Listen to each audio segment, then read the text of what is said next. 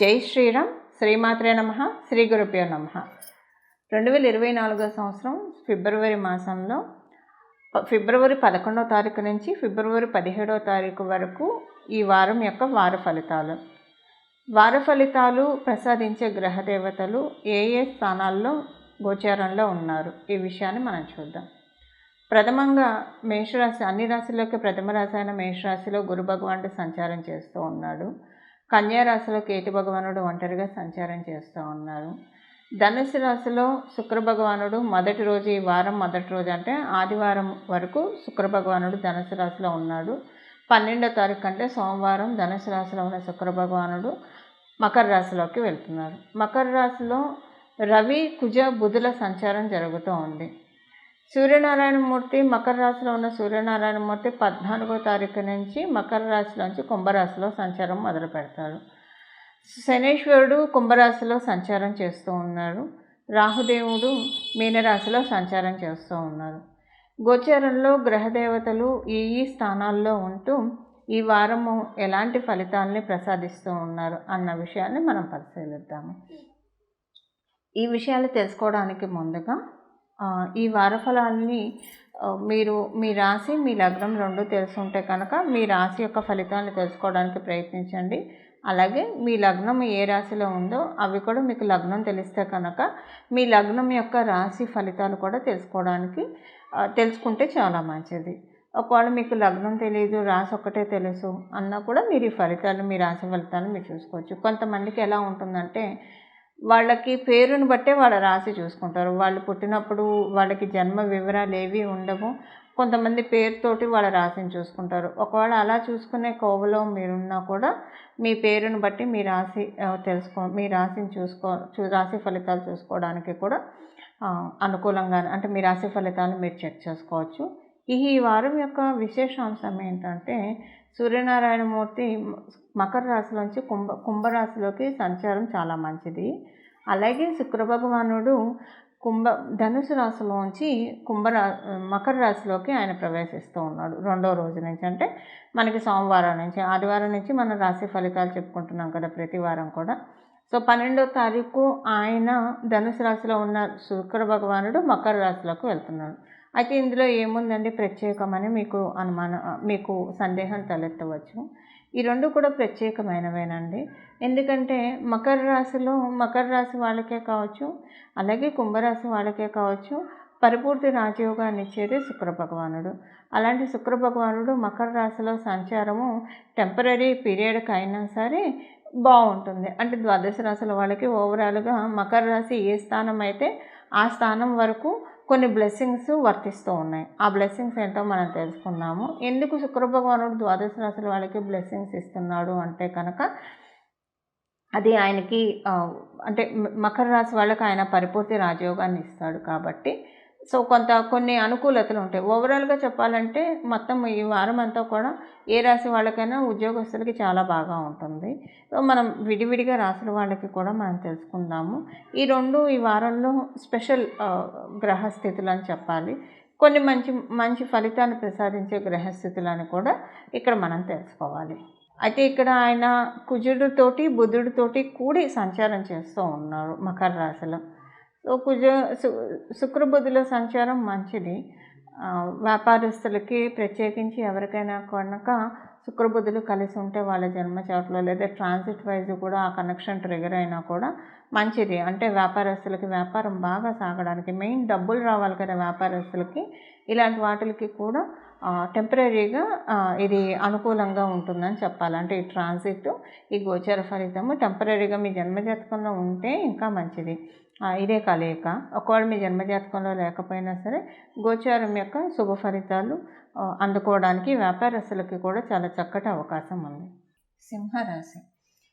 సింహరాశిలో పుట్టిన వాళ్ళకి మీకు షష్ఠస్థానం బాగా బలంగా ఉంది ఈ వారము. షష్ఠస్థానం నుంచి కొన్ని గ్రహాలు మీకు వ్యయ స్థానం మీద కూడా దృష్టి పెట్టాయి. ఈ వారం మీకు చక్కటి నిద్ర పడుతుంది. గత వారం మనం చూసుకుంటే కనుక సింహరాశిలో పుట్టిన వాళ్ళకి నిద్ర పట్టకపోవడం కావచ్చు, లేదా టైం సరిపోలేదు, అంటే అనుకోకుండా లేటుగా పడుకోవడం, చాలా పనుల ఒత్తిడి వల్ల కావచ్చు, లేదా కాలక్షేపం కోసం కావచ్చు, లేటుగా పడుకున్నారు. మీకు తెలుస్తూనే ఉంటుంది ఆరోగ్యం దెబ్బతింటుంది, తొందరగా పడుకోవాలని, కానీ లేటుగా పడుకున్నారు. ఇప్పుడు ఈ వారం చక్కటి నిద్ర పడుతుంది. సుస్వప్నాలు వస్తాయి మీ కలల్లో. అమ్మవారు రావడము, పూలు రావడము, పళ్ళు రావడము, చక్కగా మీరు పర్వతాలు, కొండలు ఎక్కినట్లు రావడము, చక్కటి వెన్నెల్లో మీరు విహరిస్తున్నట్టు రావడం, సూర్యకాంతి మీ మీద పడుతున్నట్టు. అంటే నేను ఉదాహరణకి చెప్తున్నాను.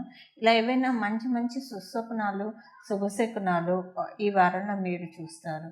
ఇవన్నీ కూడా మీకు ఈ వారంలో మీ జన్మజాతకం బాగా ఉంటే ఖచ్చితంగా సుస్వప్నాలు, సుశకునాలు చూస్తారు. ఒకవేళ మీ జన్మజాతకం బాగోకపోతే ఎక్కువ కాకపోయినా కొంతైనా మీరు చూస్తారు. మీ జన్మజాతకంలో శుక్రస్థానం, మిగతా ఇప్పుడు మనం తెలుసుకునే ఈ గ్రహస్థానాలు కూడా బాగా ఉంటే ఖచ్చితంగా ఇప్పుడున్న ఈ శకునాలు, శుభ స్వప్నాలు ఇవి తెలుసుకుంటారు. బట్ లేకపోయినా మీ జన్మజాతకం బాగోకపోయినా ఇలాంటి సిమ్టమ్స్ మీరు చూస్తారు.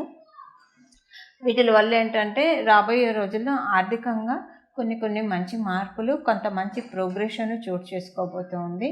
కాబట్టి ఇలాంటి విషయాలు మీకు కళల రూపంలో కావచ్చు, లేదా శకునం రూపంలో కావచ్చు, ప్రకృతి మాత మీకు అందజేస్తూ ఉందన్న విషయాన్ని ఇక్కడ మీరు తెలుసుకోవాలి.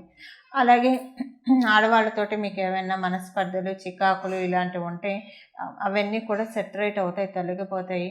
మీ కలత్రంతో అంటే మీ స్పౌస్ తోటి మీకు ఏమన్నా ఇబ్బందులు ఉంటే అవన్నీ కూడా తొలగిపోతాయి. అయితే ఇక్కడ స్పౌస్ విషయం మనం చూడాలంటే మీకు కనుక ఇన్నాళ్ళు కొంత మీ స్పౌస్ తోటి ఏమన్నా మనస్పర్ధలు, అపార్థాలు ఉంటే కనుక అవన్నీ తొలగిపోతాయి. లేకపోతే మీరు మీ స్పౌస్ చాలా అన్యోన్యంగా ఉన్నారు, బాగా ఉన్నారు, ఎలాంటి మనస్పర్ధలు లేవనుకుంటే కనుక మీ స్పౌస్కి ఏదో ఒక గుడ్ థింగ్ జరుగుతుంది ఈ వారంలో. అంటే ఇప్పుడు ఒకవేళ మీరు ఆడవాళ్ళు అయితే మీ హస్బెండ్కి కొన్ని మంచి మార్పులు ఉద్యోగంలో కావచ్చు, వ్యాపారంలో కావచ్చు, లేదా వారు ఆనందపడే విషయాలు ఏదైనా జరుగుతాయి. మీరు ఒకవేళ మగవాళ్ళు అయితే మీ మిసెస్కి సేమ్ విషయాలు వర్తిస్తాయి. తన వృత్తి వ్యాపారాల్లో రాణిస్తుంది, లేదా ప్రశాంతంగా హాయిగా అనిపిస్తుంది తనకి. ఇది ఎప్పుడు మీరు కనుక ఇన్నాళ్ళు బాగా ఉండి మంచి కప్పులు, అంటే ఎలాంటి గొడవలు లేకుండా అంతా మీ పరపత్యాలు లేకుండా ఉంటే ఈ విషయం. వాళ్ళు పరపత్యాలు ఏమన్నా ఉంటే ఆ పరపత్యాలన్నీ కూడా సర్దుకునే శుభ సమయం కూడా ఈ వారం నుంచే ప్రారంభమవుతుందని ఇక్కడ మనం తెలుసుకోవాలి. మిగతా విషయాల్లో మనం చూసుకుంటే కనుక శుక్రబలం బాగా ఉండడం వల్ల మేనత్తలు, మేనమామలతోటి చాలా అనుకూలమైన శుభ సమయంగా ఉంటుంది. అలాగే మీకు మీ తల్లిగారి తరఫు బంధువుల నుంచి కూడా కొన్ని అనుకూల అంశాలు మీరు ఈ వారం నుంచి చూడడం మొదలవుతుంది మీకు. ఇలాగా కొన్ని విషయాల్లో అంటే చాలా శుభాంశాలు అయితే సింహరాశిలో పుట్టిన వాళ్ళకి సూచిస్తూ ఉన్నాయి. ప్రత్యేకించి మీకు వచ్చే కళలు, మీకు వచ్చే శకునాలు, వీటి మీద కొంత దృష్టి పెట్టండి. ఎందుకంటే శుభశకునాలు, సుస్వప్నాలు రావడానికి చాలా చక్కటి అవకాశం ఈ వారం నుంచి మొదలవుతూ ఉంది. దానివల్ల మీకు ఏంటంటే ఆర్థికంగా చాలా మంచి ప్రోగ్రెషన్ చోటు చేసుకోబోతుంది అన్న విషయానికి ఇది ఒక ఇండికేషన్గా మీరు భావించాలి.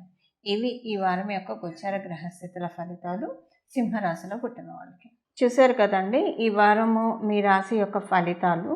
అయితే ఈ వారం మనం స్పెషల్ చెప్పుకున్నాం కదా, సూర్యనారాయణమూర్తి కుంభరాశిలోకి వెళ్ళడము, అలాగే ధనుసు రాశిలో ఉన్న శుక్ర భగవానుడు మకర రాశిలోకి రావడము. అయితే ఈ వారము శుక్ర భగవానుడికి సంబంధించిన ఆరాధన ద్వాదశ రాశుల వాళ్ళే చేసుకోవాలి.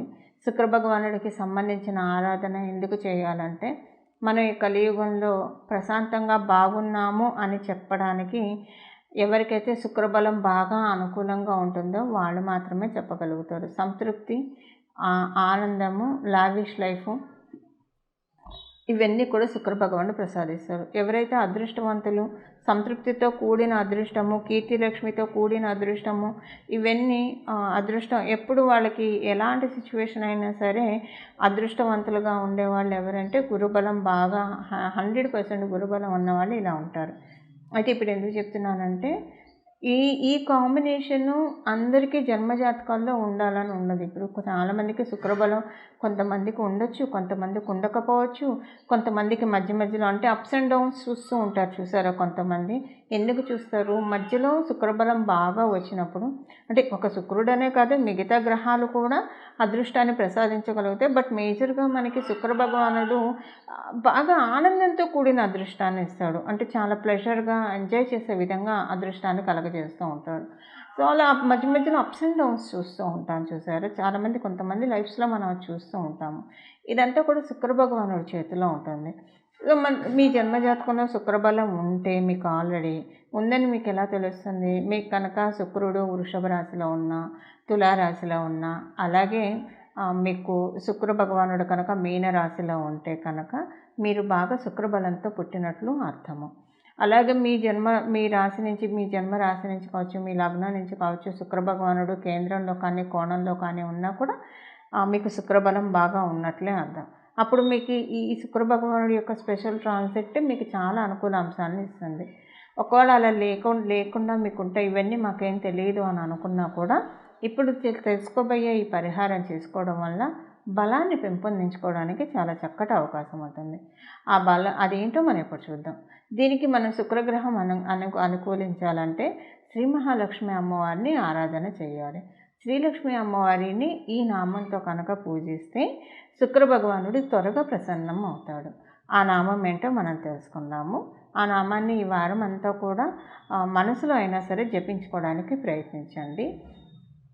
నేను ఉత్త నామమే చెప్తున్నాను. మనసులో అన్ని వేళల నామం అయితే పట్టుకోవచ్చు కాబట్టి ఉత్త నామాన్ని చెప్తున్నాను. మీరు ఒకవేళ పూజలో కూర్చున్నప్పుడు ఓంకారాన్ని, శ్రీంకారాన్ని కూడా కలిపి చేర్చవచ్చు. పూజ లేనప్పుడు విడిగా నామాన్ని జపించాలి. ఆ నామం ఏంటో మనం ఇప్పుడు చూద్దాం. శ్రీ మహాలక్ష్మే నమః భార్గవే నమః. శ్రీ మహాలక్ష్మే నమః భార్గవే నమః. శ్రీ మహాలక్ష్మే నమః భార్గవే నమః. ఈ నామాన్ని మనసులో తలుచుకుంటూ ఉండండి. ఒకవేళ కనుక మీరు పూజ చేసుకునే సమయంలో అప్పుడు అమ్మవారిని ఆరాధించాలంటే ఓం శ్రీం మహాలక్ష్మి నమః, ఓం శ్రీం భార్గవే నమః. ఆడవాళ్ళు అయితే వీలైతే శ్రీంకారం వరకే తీసుకోండి. సో ఒకవేళ మీరు అశౌచంలో ఉన్నారు అంటే ఏటి సూతకం ఇలాంటివి ఏవైనా ఉన్నా కూడా ఈ బీజాక్షరాలు లేకుండా ఉత్తగా నామాన్ని ఎప్పుడైనా జపించవచ్చు. కన్ఫ్యూజన్ ఏం లేకుండా ఉత్తగా నామంతో కూడా మనం భగవంతుడిని తొందరగా చేరుకోవచ్చు. అలాంటి నామాలే ఈ 2 నామాలు. ఈ వారం ఈ 2 నామాలు స్మరించడం వల్ల శుక్ర భగవానుడి యొక్క అపార కృపా కటాక్షాలు మన మీద వర్షిస్తాయి. శుక్ర భగవానుడి యొక్క అపార కృపా కటాక్షాలు వర్షించడం వల్ల మనకి లైఫ్లో మంచి అనుకూలతలు, ప్రశాంతత తదితర అంశాలన్నీ కూడా చోటు చేసుకుంటాయి. మంగళం. నమో భగవతే వాసుదేవాయ.